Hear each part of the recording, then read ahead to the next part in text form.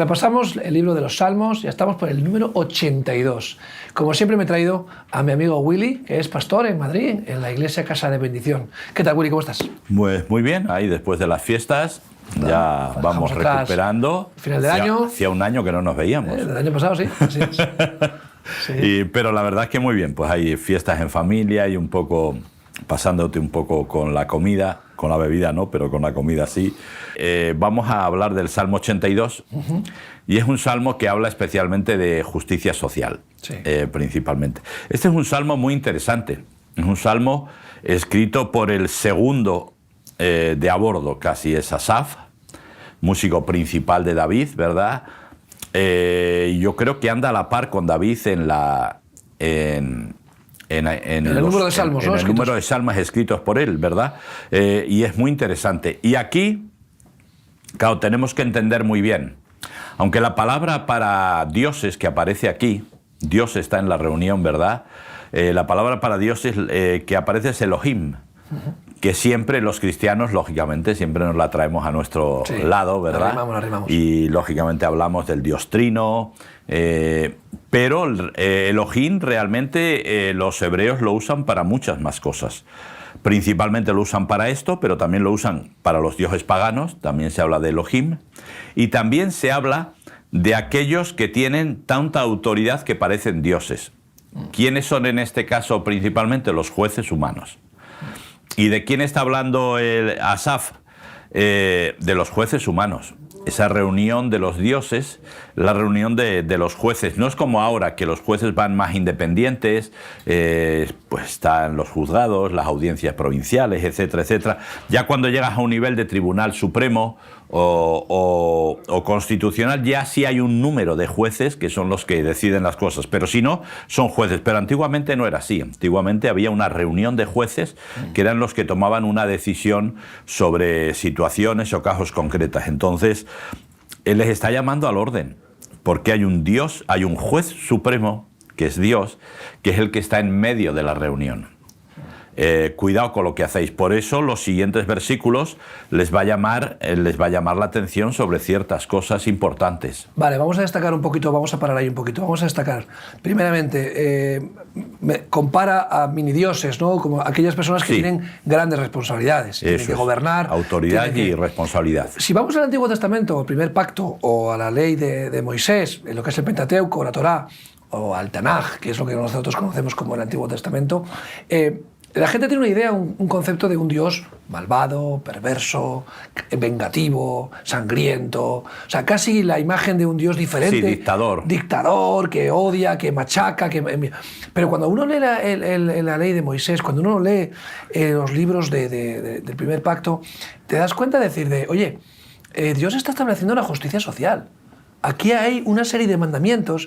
Primeramente, ayer en la tertulia de ayer hablábamos con Francisco Gil, que nos hablaba de la constitución de la Torá, como si fuera el libro de la libertad de los esclavos que salieron de Egipto y constituyeron un Estado, Israel. La primera constitución de la que tenemos noticia. Moisés entrega la ley donde hay un montón de mandamientos que son de justicia social, que establecen una serie de órdenes e instrucciones para gobernar, para castigar al que hace cosas mal, para regular el trabajo servil, aunque lo llamemos esclavo. No era esclavitud, sino que era un trabajo servil, porque por deudas, por circunstancias, uno podía hablar de la justicia de los extranjeros, al menesteroso, habla del diezmo, habla de las cosechas, de que no recojas lo que hay en los alrededores para que los pobres puedan recoger fruto sin tener que robar, sino que puedan recoger de los excedentes. O sea, un montón de leyes. El Shabbat, que es el día de reposo. ¿Qué gobierno hace 4.000 años, 3.500 años,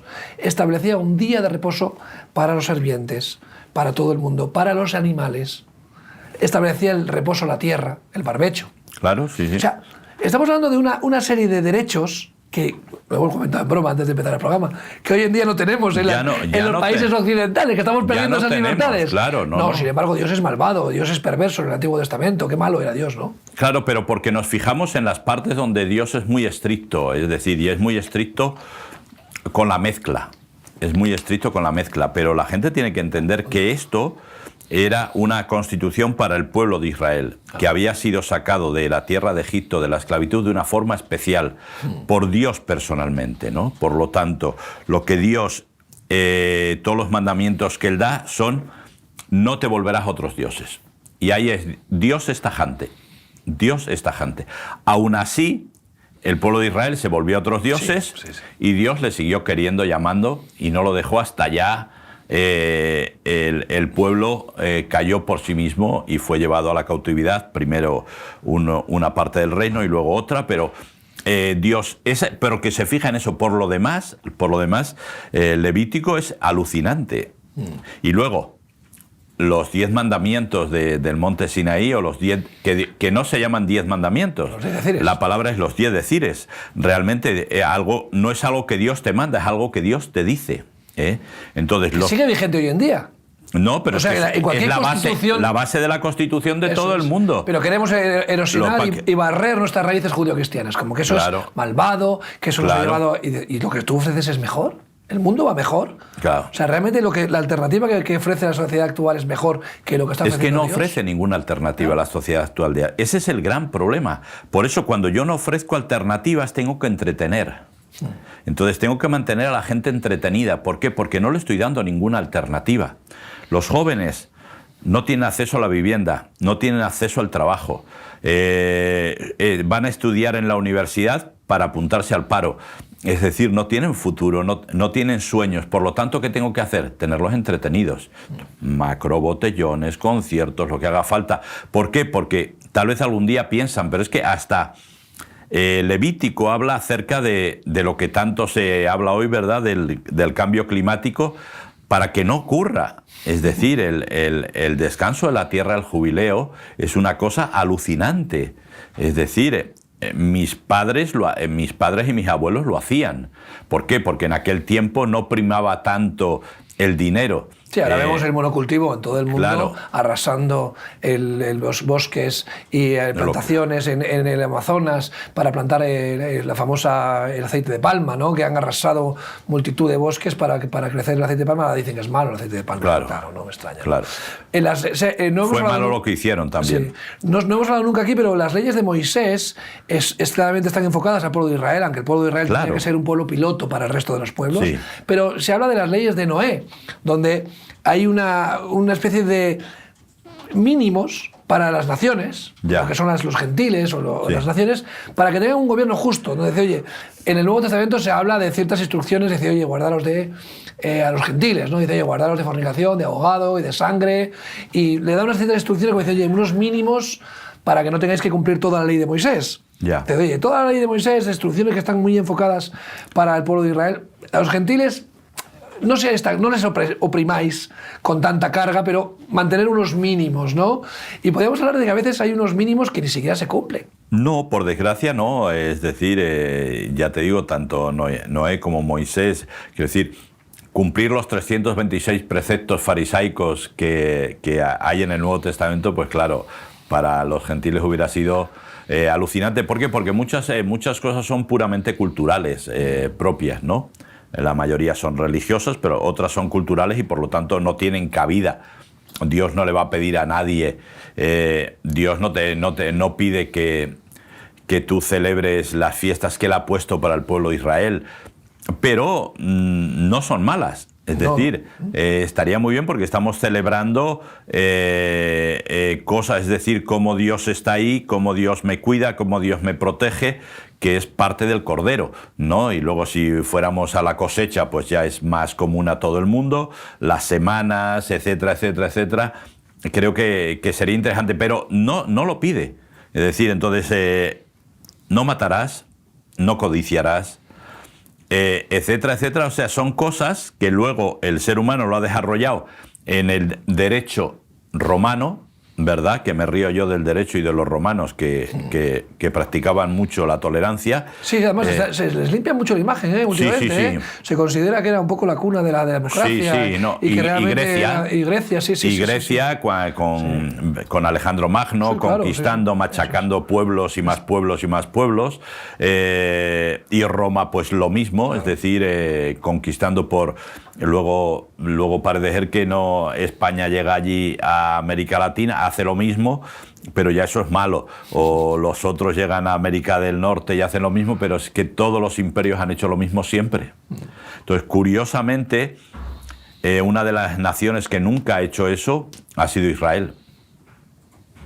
Ahora tiene un conflicto con Gaza, tiene un conflicto con el Líbano, que sería otro tema para hablar largo y tendido, porque no es tan fácil, pero no es que ellos estén usurpando, sino que están defendiéndose. Sí. Entonces el tema es mucho más complicado, pero el resto de los imperios lo han hecho, pero los japoneses atacaron China, China atacó el Tíbet, es decir, da igual, Rusia pues no vamos a hablar, lo sabemos todos, luego todas las brutalidades que hizo Holanda, Francia, Bélgica en África, es decir, todos los imperios siempre han sido iguales. ¿Por qué?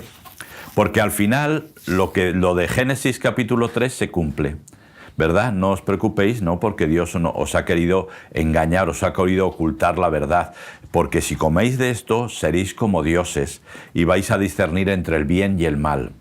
Y como no lo hemos creído, resulta que ir a esquilmar los recursos naturales de otros pueblos en África o en otros lugares, pues está bien. y no nos damos cuenta que está mal y que ahora de repente nos damos cuenta que tenemos un problema serio con la inmigración por no haber cuidado esos países. ¿Por qué nadie quiere salir de su país si no es por obligación?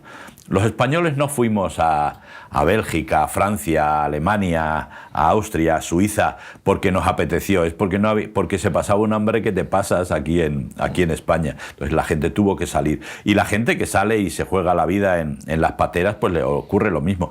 ¿Por qué? Porque hay una falta de justicia social. Nunca pensamos y al final nos pilla el toro. Y luego otros pagan la culpa, ¿no? Claro. Porque al final, la responsabilidad que estamos hablando de este capítulo de los Salmos es, si sois como dioses, tenéis que tener responsabilidades. Claro. O sea, vuestros actos afectan a otros. O sea, si realmente queréis comportaros como gobernantes, como jueces, como reyes y sacerdotes, ¿no? Bien, pero tenéis una responsabilidad. Porque hay otros que pagan el pato. Claro. Y hemos hablado mucho siempre del programa del principio de responsabilidad, pero claro, la palabra dice, al que mucho les dado, mucho les demandado. Claro. No lo mismo un presidente de un gobierno que sus decisiones afectan a 50 millones de personas, que tú y que yo, pues que nuestras decisiones pues afectan a las personas de nuestro entorno y si nos hacen caso. Sí, si que nos hacen normalmente caso, no. Que normalmente no. Pero a lo que me refiero es que el ser como Dios es querer ese poder, ese ansia de poder, porque vemos que el ambicioso... Porque el dinero te da acceso al poder. Los medios de comunicación te dan acceso al poder, que luego están subyugados.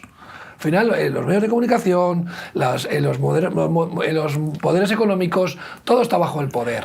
Y lo que quieren es conseguir eso. No es que quiero conseguir más dinero. Llega un momento en que no es suficiente, nunca es suficiente. Sí, es ser como dioses, eso control. Entonces, el ser poderoso, que es lo que significa Elohim, poderosos, en plural, pero es una manera de magnificar, ¿no? Elohim significa el poderoso.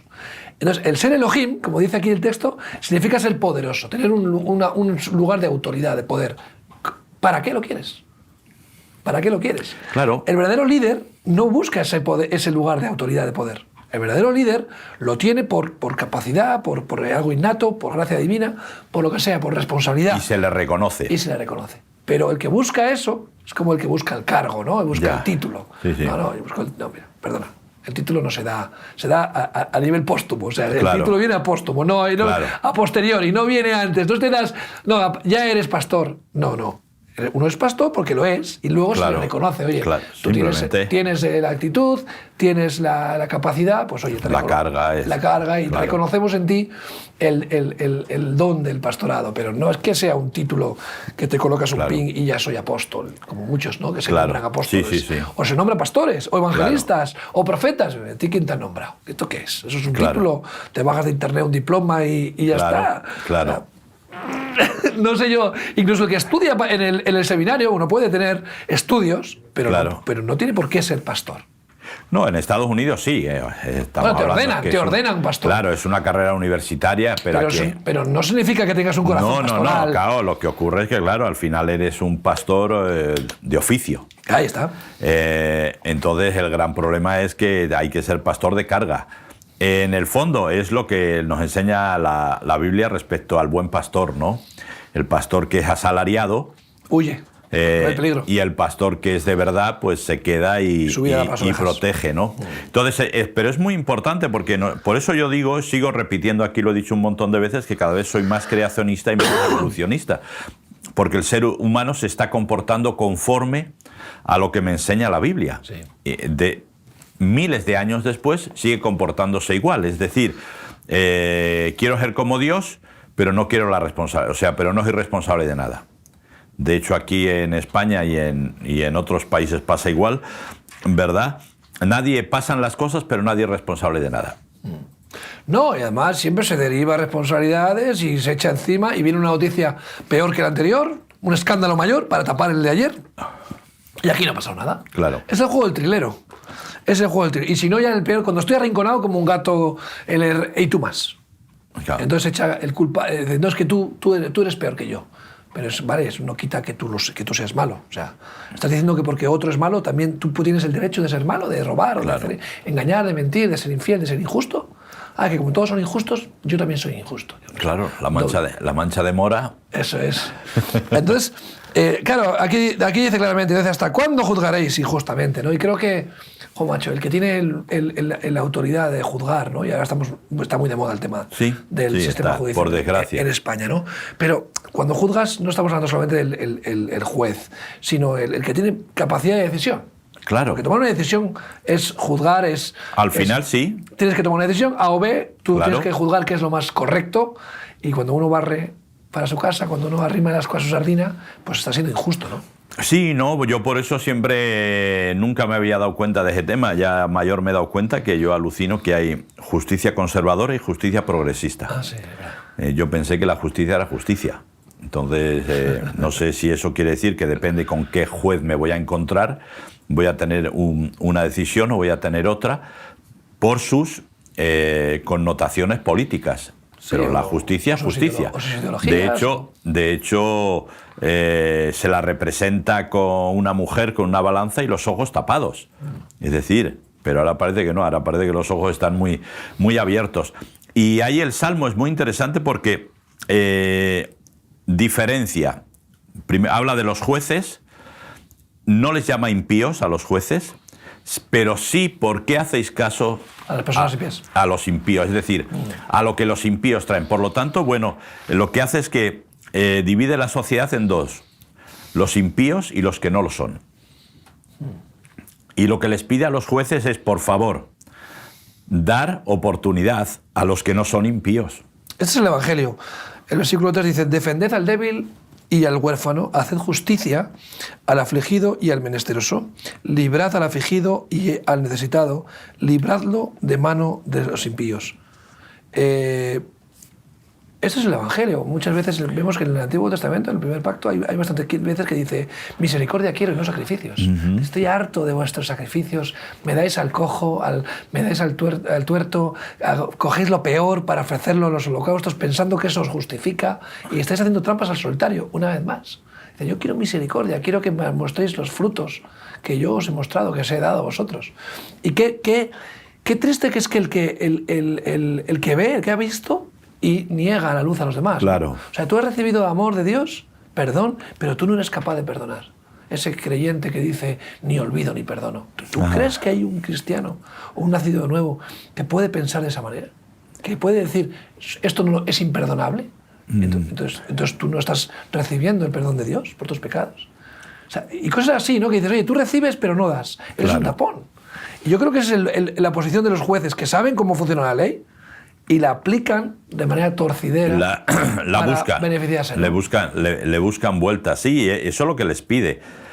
¿Por qué? Porque, bueno, lo que parece claramente es que los impíos traían testigos falsos, personas para acusar a los que no eran impíos, a la gente justa, ¿verdad? Normalmente pobres. Por eso luego menciona todo eso. Dice, ¿hasta cuánto vais a creer sabiendo que esa gente no es honesta, no es legal? Que los han traído por dinero seguramente para que testifiquen en contra. Eso nos acordamos de cuando Acab quiso comprar la viña de Nebó, ¿verdad? Que dice que Jezabel, ¿qué hizo? Convenció a los jueces, ¿verdad?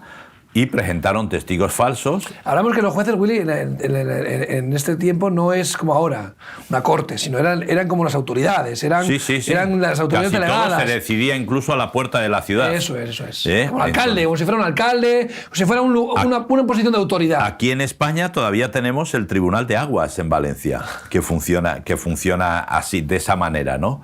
Entonces, lógicamente es más folclórico que legal, ¿no? Pero todavía tenemos eso. Pero funcionaba así, es decir, todo se hacía en público, todo se hacía a la cara. Aún así, ¿verdad?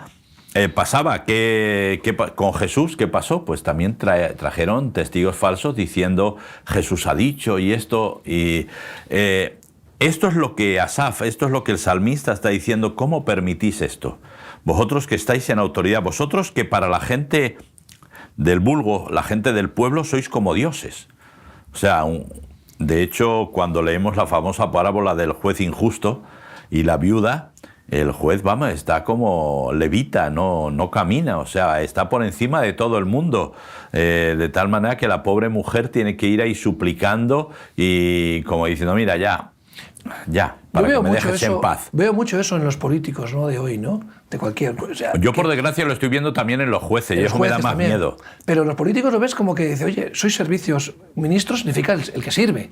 O sea, sois servidores públicos. Realmente trabajáis para el pueblo. Y sin embargo, vais no tocáis el suelo, vais en limusinas, en aviones privados, o sea, vais a los mejores hoteles. No, ellos se consideran inmunes e intocables. Y no alcanzan al pueblo. O sea, ¿por qué? No, es porque estoy por encima. Pero esto debería ser todo lo contrario. Un servidor público debería ser un servidor. Claro. O sea, a mí me hace mucha gracia en países nórdicos como los ministros van en bicicleta al gobierno, al ayuntamiento.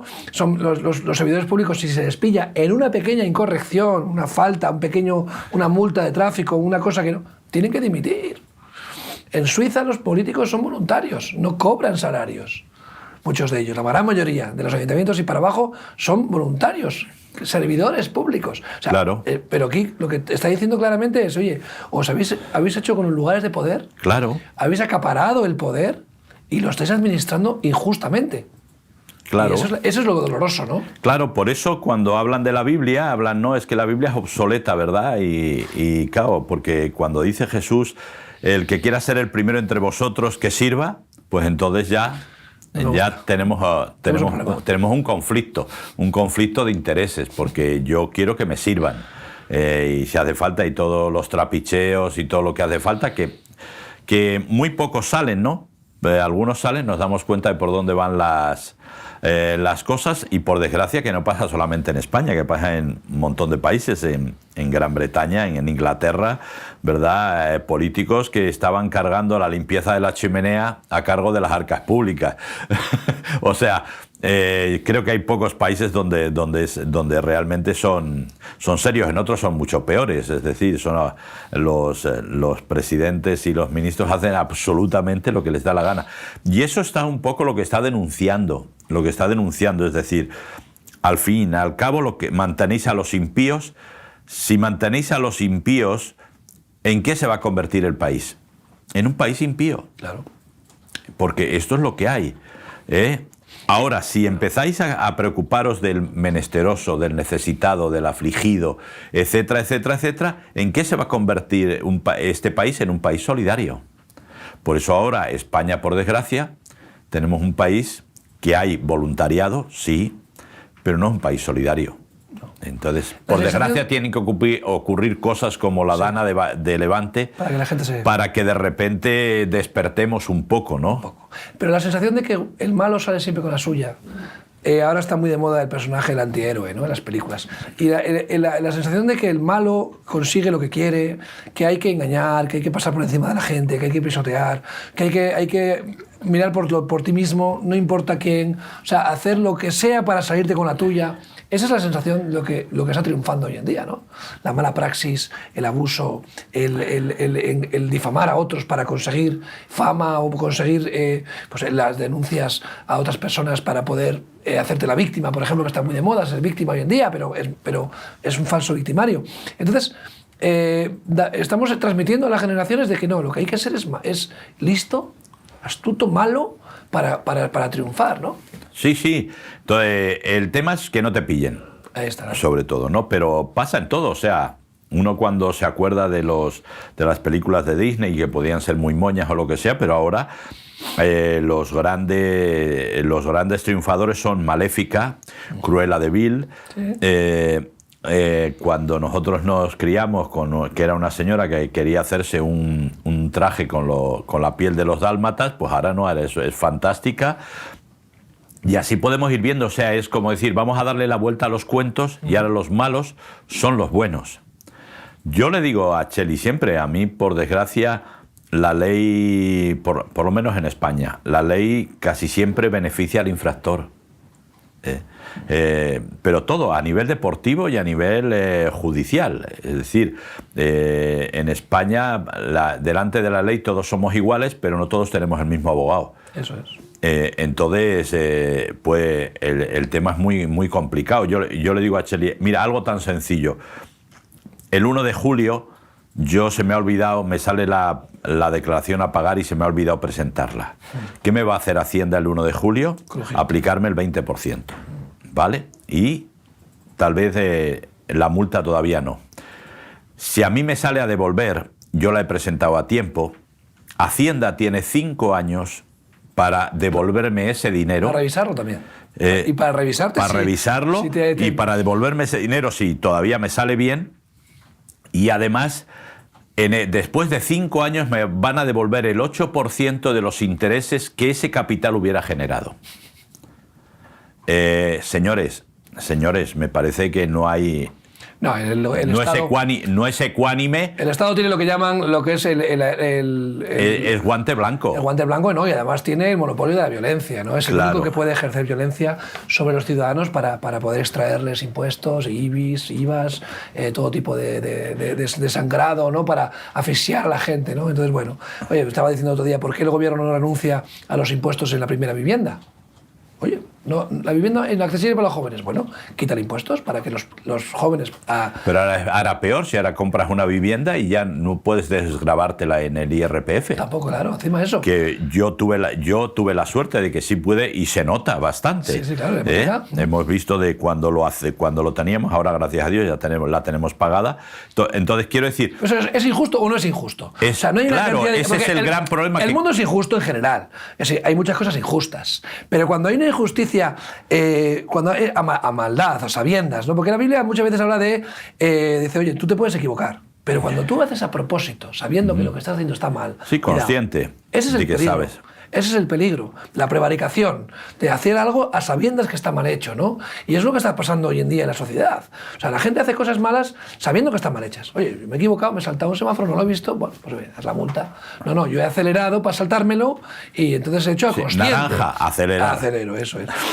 Pero entonces también lo que vemos siempre que Dios, aparte, el ser humano no puede mirar la intención, porque podemos engañar, pero Dios sí mira la intención del corazón. Claro, es que eso es lo importante para Dios. Para Dios. Y claro, Dios muestra misericordia. Y perdón, el mundo no muestra. No. Es implacable.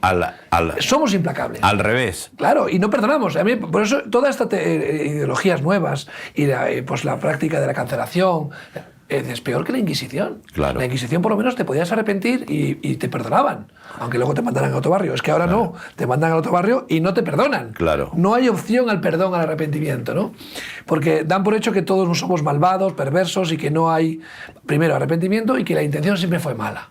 Y él piensa mal y acertarás. Sí, eres culpable hasta que se demuestre lo contrario. Eso es. Entonces, pero ese es el gran problema. Y mientras tenemos a todos los que están en la autoridad, hoy les toca a ellos. Otro día nos toca a nosotros, pero hoy les toca a ellos porque el salmo va de eso, ¿verdad?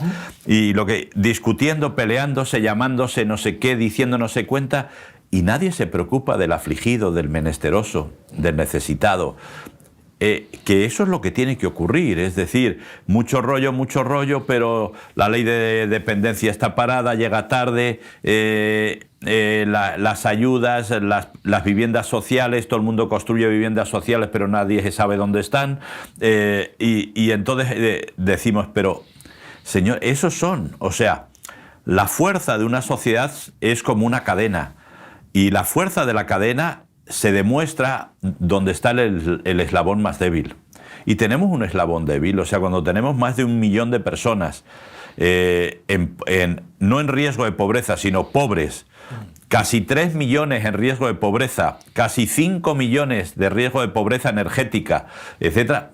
Señores, que esos son los necesitados. Para eso tenemos que gobernar, para eso tenemos que legislar, señores jueces, para esos. Es decir, nosotros, vosotros sobre todo como ONG, pues lo hacéis mucho más. Yo a nivel personal hago lo que puedo, ¿no? Pero vosotros quiero decir, pero señores, que esto es cosa del Estado. No es cosa de... Es decir, el Estado... Si no existieran las ONGs, se comían los mocos. Claro. O sea, ¿por qué? Porque no tiene ningún interés. ¿Para qué queremos un Estado entonces, no? Si ya estamos las ONGs haciendo el trabajo del Estado, ¿para qué queremos un Estado? Que es lo que la gente reclamaba un poco en las catástrofes como la Dana, dice, oye, ¿dónde está el Estado? ¿Dónde está cuando se les necesita? Hablando de como dioses, cuando uno tiene posición de autoridad, no podemos pensar solamente en políticos, tenemos que pensar también en la autoridad. Como cabeza, pastores, podemos, cabeza de familia, cabeza de una empresa, cabeza de una iglesia. O sea, en el momento que tú tienes estás puesto en un lugar de autoridad, tienes que responder por ello, ¿no? Y tienes que ser justo, y tienes que aplicar justicia. En Mateo 25 nos habla el Señor y dice, oye, cuando venga el juicio y separan a las cabras de las ovejas, no va a decir cuántos cultos has hecho, no, va a decir, oye, cuando tuve hambre me diste de comer, cuando estuve desnudo me vestisteis, cuando estuve enfermo vinisteis a verme, cuando estuve en la cárcel me visitasteis. O sea, está hablando de los frutos de misericordia, que está hablando en este mismo Salmo, en el Salmo 82, de hacer justicia, de mostrar la misericordia de Dios. Entonces, dejémonos de tanta religiosidad también, ¿no, Willy? Tanta religiosidad, tanta patochada de interpretación, que si esto, lo otro. Mostremos el amor de Dios, y al final es lo que tenemos que hacer. Sí. Receptores y dadores. Viene de gracia, damos de gracia. Y que lo que tu mano izquierda no sepa lo que es de tu mano derecha. O sea, no sé cómo decir, que a veces estamos demasiado enredados en interpretaciones, en doctrinas. También, sí, nosotros tenemos también lo nuestro. O sea, en realidad el ser humano es igual en todos los lados. Claro. Da igual en la justicia, en la política, en lo que quieras. Sí, pero el empresario, por ejemplo, ahora nos están dividiendo entre empresarios y empleados. Oye, yo creo que en uno sin el otro no pueden subsistir. O sea, el empresario necesita a sus trabajadores y los trabajadores necesitan emprendedores que generen trabajo. Pero vamos a ver, ¿por qué queréis meter una guerra y que haya odio? Vamos a entendernos. Claro. El empresario tendrá que mejorar las condiciones laborales de sus empleados y los empleados tendrán que tener responsabilidades por el salario que reciban a cambio. Hay un 8% de absentismo laboral en España. Ahora mismo hay un 8% de personas que están de baja. En toda España. Un 8%. Eso es así. Entonces, un empresario que tenga 8 de cada 100 empleados de baja, siempre, pues es un problema muy grande para una empresa. Pero entonces ni los empleados son vagos, ni los empresarios son explotadores. De términos generales me refiero. Habrá empresarios explotadores y habrá empleados vagos. Pero ¿por qué queremos dividir y meter odio? Y vamos a enseñarles a unos, como empresarios, a ser justos, y vamos a enseñarles a otros a ser justos también, en la responsabilidad que te es dada, ¿no? Claro, no todo reside en la intención, o sea, ¿por qué el empresario se comporta así? ¿Por qué el empleado se comporta así? O sea, yo le digo, a mí me dice la gente, digo, a ver, señores, si una serie de empresas energéticas han ganado más de 60.000 millones de beneficios, porque paguen un poco para la gente, yo no lo veo nada mal. Es decir, vale que tienen que mantener contentos a sus accionistas, vale, pero señores, en esos accionistas estoy seguro que no está ni el afligido, ni el necesitado, ni el pobre, ni el menesteroso. Entonces, vamos, o sea, que no te tengan que poner un impuesto, que tú digas, señores, de mis beneficios, este tanto por ciento, un 7% va para obra social, para ayudar a la gente que no tiene. Hay una cosa que se llama por eso te digo que al final, social, debería haber una responsabilidad social. De todas las formas, quiero decir, lo mismo pasa con las petroleras, lo mismo pasa con las plataformas de distribución de alimentos, etcétera, etcétera. Hay quien sí, que no. Los bancos... Eso que cada uno es mundo. Por ejemplo, yo estuve en Valencia hace un par de semanas y pregunté a varias personas y decía, bueno, estuvimos ayudando a una familia que tenía una empresa, dice, mira, todo el barro lo arrasó todo, perdimos todo. Dice, y bueno, ¿y ahora qué? Dice, mira, Mercadona, el Roig, ha hecho un fondo, nos ha pagado la herramienta. Y mira, gracias a eso estamos arrancando la empresa de nuevo, ¿no? Y las ayudas del gobierno y tal, bueno, si llegan, algún día llegarán. Pero hay gente que tiene esa iniciativa, esa voluntad y tiene los recursos para hacerlo. Pero ¿y tú con tus pequeñas monedas? Claro. O sea, siempre hablamos de las intenciones, no tanto la cantidad. Claro. Oye, no, quizás el Mercadona puede donar 100 millones y no le causa ningún problema en su cuenta de resultados. Pero ¿tú puedes donar 100 euros? Claro, ¿Te afecta en la misma medida o 10 euros? Es que le pedimos... 10 euros igual sería más fácil. Le pedimos 100 millones al de Mercadona o al de Inditex, que para ellos no es nada, pero para ti 10 euros no es nada. Los das, los inviertes en la gente, le compras un bocata al que está pidiendo en la esquina, sales del supermercado y le das una propina. No, que se lo va a gastar en vino, no, que no sé qué, que es una mafia. No, que son mafias, que no sé qué. Su problema. Entonces, el que defrauda Hacienda 100 euros es menos malo que el que defrauda 100 millones. Todos tenemos un nivel de responsabilidad. No, claro, por eso. Vale, pero ese es el nivel de responsabilidad que hemos hablado tanto. ¿Dónde está el corazón, no?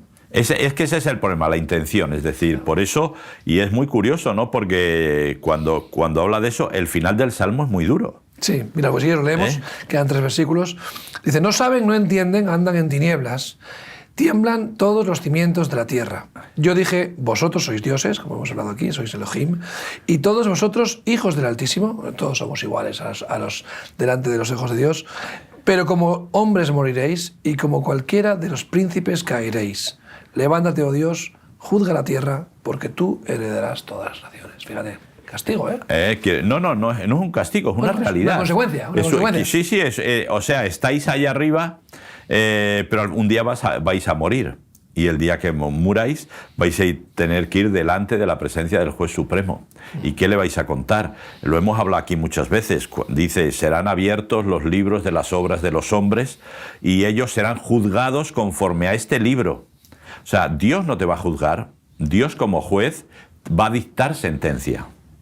Esto aquí, esto allí. Entonces Dios no te va a juzgar, te van a juzgar tus obras. ¿Y cuál es el gran problema de ese libro para mí? Que están los hechos y las intenciones. No, es que fíjate, yo le di 2.000 euros para la iglesia de ofrenda, para que te hicieran la foto. Pues ya sabes lo que... O pensando que Dios te iba a devolver 4.000, claro. 5.000, ¿no? Porque claro, estabas pensando en la cosecha ya antes de sembrar. Entonces ya sabes cuál va a ser lo que te va a pasar, ¿no? Pero lo que les está diciendo es que no vais a vivir eternamente. Es algo muy fuerte. La gente es muy mezquina, ¿no? Ahora se está conmemorando este año el 50 aniversario de la muerte de Franco, ¿no? Y va a haber 100 actos del gobierno para celebrar la muerte de Franco. Hoy celebraban la muerte de Le Pen, ¿no? Un político de extrema derecha de Francia. Y ha habido un montón de gente que ha salido a las calles a celebrar su muerte, ¿no? Y a mí me parece muy mezquino, ¿no? Celebrar la muerte de los demás, porque tú vas a morir igual. O sea, yo cuando veo la muerte de alguien que me cae mal, o cuando veo la muerte de alguien que puede ser... A mí me viene un sentimiento, un pensamiento de decir, oye, yo también voy a morir. Claro. Ha muerto el poderoso, ha muerto el rico, este actor famoso, este político, este no sé quién, es multimillonario, este tal. Y de esos te enteras en las noticias. Claro. Cuando yo me muera no se va a enterar mucha gente, pero a mí no me viene el pensamiento de, ves, por fin, qué alegría. No. Podría ser yo. Claro. Sí, no, y además, quiero decir, a mí me parece absolutamente vergonzoso. Me acuerdo cuando murió aquel niño que quería ser torero y que por las redes sociales fue una auténtica masacre. O sea, señores míos, estamos locos. Estamos locos. Vale, ahí yo le digo siempre a la gente, digo, a ver, yo no puedo hablar bien de Franco. ¿Por qué? Porque a mí no me fue bien. Ahora, tú a mi padre le preguntas y estaría encantado de la vida con Franco, para él le fue bien. Entonces, esto depende cómo te fue, cómo vistes el circo, claro. Pues así lo cuentas, ¿no? Pero yo nunca me alegraría... ¿De la muerte de tu enemigo? De la muerte de nadie, lógicamente, claro. Quiero decir, es decir, son cosas que hay ahí. Hombre, sí oro para que gente malvada... Deje de serlo. Deje de serlo, no, o por lo menos deje de estar. Sí, deje de estar en la posición que ostenta, para que no siga haciendo daño, ¿no? Quiero decir, el caso de Idi Amin, pues toda la que lió a Adolf Hitler, etcétera, etcétera. Pero, quiero decir, oro para eso, pero yo no oro para que se muera. O sea, nunca, ni por él ni por nadie. Y creo que no oraría ni por mi peor enemigo para que muriera, me parece. Primero, me parece dedicarle demasiado a algo que ya ha pasado. Entonces yo en el caso ahora de esto de Franco, pues pasó, ya está, terminé. Yo encontré a mi Salvador, que para mí fue mucho mejor y coincidió, porque fue casi años 75, por ahí, ¿verdad? Pero ya está, ya está. Ahora, ¿cuál es lo que sí me da mucha pena? Que estamos celebrando la muerte de, para mucha gente, un dictador, pero es que no hemos mejorado mucho más. Lo que hablamos antes de las alternativas, ¿no? Claro, es que estamos hablando de 50 años y, bueno, y no hemos mejorado. Pero vamos, a ver... Si ahora resulta que ahora a nivel sexual y a nivel... Pero todo sigue igual. Sí. Los poderosos siguen mandando, los pobres seguimos en el mismo sitio y, señores, que no ha cambiado mucho más. Y como dice alguna gente, y eso sí que es verdad, mi padre a duras penas pudo comprar su casa, pero la pudo comprar. Eso fue en tiempos de Franco. Ahora hay mucha gente que no se puede plantear comprar una casa porque no puede. Es decir, los sueldos eran penosos, las condiciones laborales eran penosas, pero aún así la gente pudo soñar o tener futuro. Ahora hay gente que no puede tener futuro ni puede soñar porque no llega. Entonces, señores, aquello ya pasó. Vamos a centrarnos en cómo cambiamos esto de verdad. Hay una dictadura silenciosa Hombre, es una dictadura democrática. Claro, en la que te están quitando el futuro, donde te dicen que no tengas hijos porque el planeta no lo puedes soportar. Claro. Te están quitando el futuro, la esperanza, diciendo, no, es que no contamines, no hagas esto, no hagas lo otro, no comas aquello, no vengas acá. Y te están mentalizando para decir, bueno, ¿qué sentido tiene la vida? O sea, no tengo ningún aliciente de vivir, ¿no? Y cuando lo que conocemos al Señor, somos libres de esas cadenas de la presión mental y recibimos la luz de la palabra, de decir, oye, no, Dios no es un Dios de amor, que quiere que seamos juzgados con justicia, que quiere defender nuestros derechos, nuestras necesidades, no tanto derechos. Yo no creo que el cristiano delante de Dios pueda exigirle a Dios derechos. Pero hay unas necesidades. Y Dios dice, conozco tus necesidades. No, pero está claro. Hay que confundir, porque claro, hay que separar, porque la gente cree que por el hecho de tener un derecho tú ya tienes o sea, ya surgen espontáneamente surgen, no, derecho a la vivienda. Y de repente las viviendas se construyen solas. Sí. Pero bueno, no es así. Pero cuando Dios dice, yo conozco tu corazón, conozco tus necesidades, ¿no? Y dice, si al pajarito no le falta, si a los lirios del campo visten que como ni Salomón, ¿cómo no me voy a preocupar yo por ti, que eres mi hijo, ¿no? Y eso es lo bonito, ¿no? Tener esa relación, saber que Dios es mi justicia, mi nombre, Daniel, significa Dios es justo, Dios es juez. Y entonces, si Dios es justo conmigo, pues yo tengo que ser justo con los demás. Ese es el Evangelio, ¿no? Sí, no, esa es la realidad. Es un poco el salmista aquí, que es curioso, que Asaf un poco esté trayendo esto. Esto era una canción, algo que se iba a cantar en el templo, ¿verdad? Y que iba a animar a la gente a decir, señores, recordar, los poderosos, recordar dónde estáis. Recordar a quién debéis servir, que es a los pobres y a los necesitados. Y recordar que un día que el juez de la tierra es el único que va a quedar, es el que gobierna toda la tierra, y vosotros, igual que los príncipes, lo siento, pero vais a morir. Y pasáis al olvido, porque claro. Conocemos siempre, ¿no? Los grandes dictadores o conquistadores de la historia, Alejandro Magno, han querido ser recordados, ¿no? Han querido poner en piedra sus nombres, hacer estatuas para ser recordados, pero sin embargo han pasado, han muerto y ya está, y al vivo al bollo y el muerto al hoyo, ¿no? O sea, realmente pensamos que vamos a dejar un legado más allá de nosotros, que vamos a dejar una especie de herencia. ¿A quién? O O sea, ¿realmente me estás amasando poder y fortuna para pasarlo a la siguiente generación? Yo creo que está bien pensar en tus descendientes, pero llega un momento en el que ¿para qué quieres tanto poder? ¿Para qué quieres tanta riqueza?